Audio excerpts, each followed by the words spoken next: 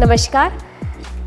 पिछले वीडियो में हमने देखा था कि जो आईयूआई है उसका सक्सेस रेट कितना है, कौन सी कंडीशंस है जिनमें हम आईयूआई कर सकते हैं, कौन सी ऐसी कंडीशंस है जिनमें हम आईयूआई नहीं कर सकते हैं, कितनी बार हमें आईयूआई कराना चाहिए और हमें डायरेक्टली आईवीएफ पे जाना चाहिए कि नहीं। इन सभी सवालों के जवाब हमने जाने थे। इस वीडियो में हम ये जानेंगे कि आईयूआई प्रोसेस एक्चुअली होता कैसे है, क्या स्टेप्स है आईयूआई प्रोसेस के, कितनी विजिट्स हमें हॉस्पिटल में करनी पड़ती है और जो आईयूआई है वो किस तरीके से किया जाता है। तो जब भी कोई कपल हमारे पास आते हैं और जब हम उनकी रिपोर्ट्स के अकॉर्डिंग उनका एक ट्रीटमेंट प्लान बना चुके होते हैं और हमने ये डिसाइड कर लिया कि अब हमें इस केस में आईयूआई करना है, तो हम उनको पीरियड के माहवारी के दूसरे दिन हॉस्पिटल बुलाते हैं। जब दूसरे दिन पेशेंट हमारे पास आते हैं तो उनकी पहले एक ट्रांसवेजाइनल सोनोग्राफी करी जाती है। ट्रांसवेजाइनल सोनोग्राफी नीचे से की जाती है और इस सोनोग्राफी में मेनली हम ये देखते हैं कि दोनों अंडाशय में कोई सिस्ट तो नहीं है, अंडों की मात्रा कैसी है, बच्चेदानी में कोई समस्या तो नहीं है। और जब हम ये एश्योर हो जाते हैं कि सब रिपोर्ट्स नॉर्मल है, सोनोग्राफी बिल्कुल ठीक है, तो फिर हम उनका अंडे बनने का प्रोसेस या मेडिसिन शुरू करते हैं। आमतौर पे जो हम आईयूआई की दवाइयाँ देते हैं उनमें कुछ खाने की गोलियाँ होती हैं जो कि अंडों को डेवलप करने में मदद करती है।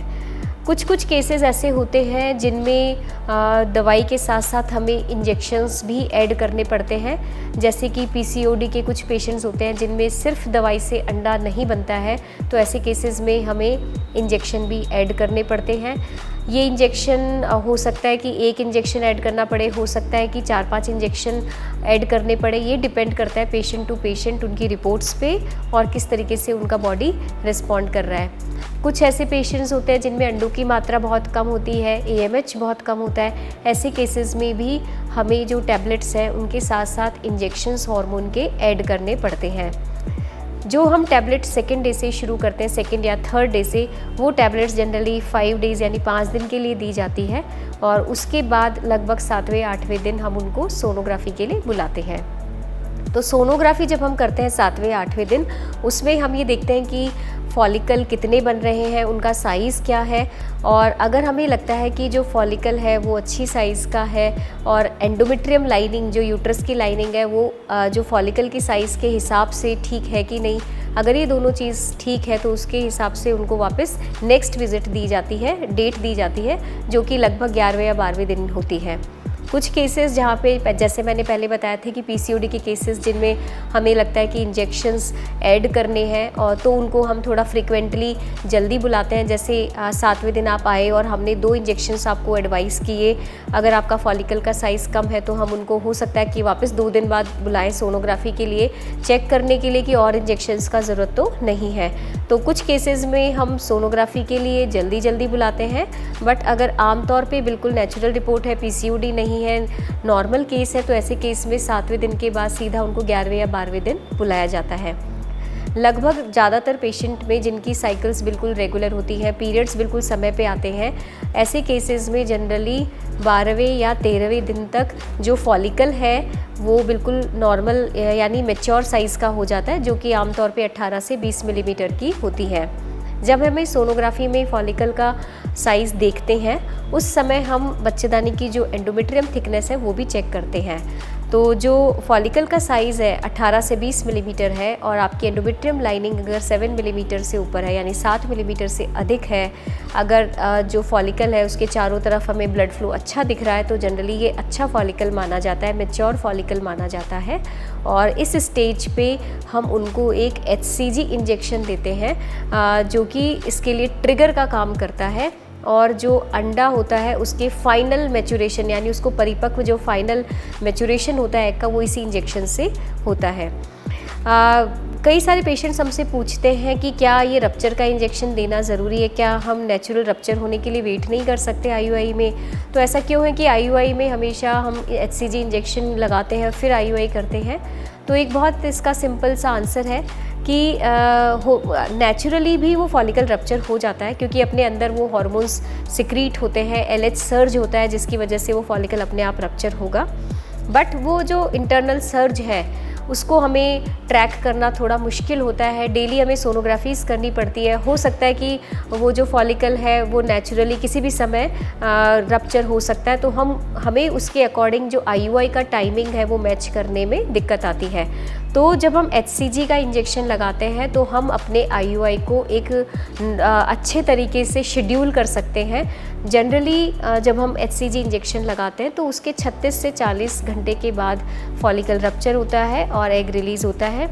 इसलिए हम आमतौर पे जो इंजेक्शन है HCG का वो इवनिंग में लगाते हैं और लगभग 36 आवर्स या 40 आवर्स के आसपास पेशेंट को हम बुलाते हैं। सोनोग्राफी में चेक करते हैं कि फॉलिकल रप्चर हो गया, और ऐसे जब फॉलिकल रप्चर हो जाता है उस समय हम उनके हस्बैंड का सीमेन सैंपल लेके उसको वॉश किया जाता है, सेंट्रीफ्यूगेशन किया जाता है, उसमें से डेड स्पर्म्स और प्लाज्मा अलग किया जाता है और जो अच्छे स्पर्म्स हैं उनको लेके उनका IUI कर दिया जाता है। तो IUI का जो प्रोसेस है वो जो HCG इंजेक्शन है उसके लगभग 36 से 40 घंटे के बाद किया जाता है। हालांकि कई सारी स्टडीज़ आई हैं, उसमें ये भी कहा गया है कि जब आप HCG इंजेक्शन लगाते हैं उसके बाद अगले 36 घंटों या 40 घंटों के भीतर कभी भी IUI कर सकते हैं। बट जनरली हम लोग जो सोनोग्राफी है उसमें ओव्यूलेशन कंफर्म करते हैं कि फॉलिकल रप्चर हो गया, उसके बाद IUI करते हैं, और ऐसे केसेस में थोड़ी असफलता के चांसेस अच्छे होने की संभावना होती है। तो IUI का जो प्रोसेस होता है वो मेनली 13-14 दिन में पूरा हो जाता है। 3 से 4 विज़िट हमें हॉस्पिटल में करनी होती है। पहली विज़िट पीरियड के सेकेंड डे होती है, सेकेंड विज़िट 7वें या 8वें दिन होती है, थर्ड विज़िट 12वें दिन जब हम HCG इंजेक्शन लगाते हैं, और जो फाइनल या फोर्थ विज़िट होती है वो 14वें दिन के आसपास होती है जब हम IUI प्रोसेस करते हैं।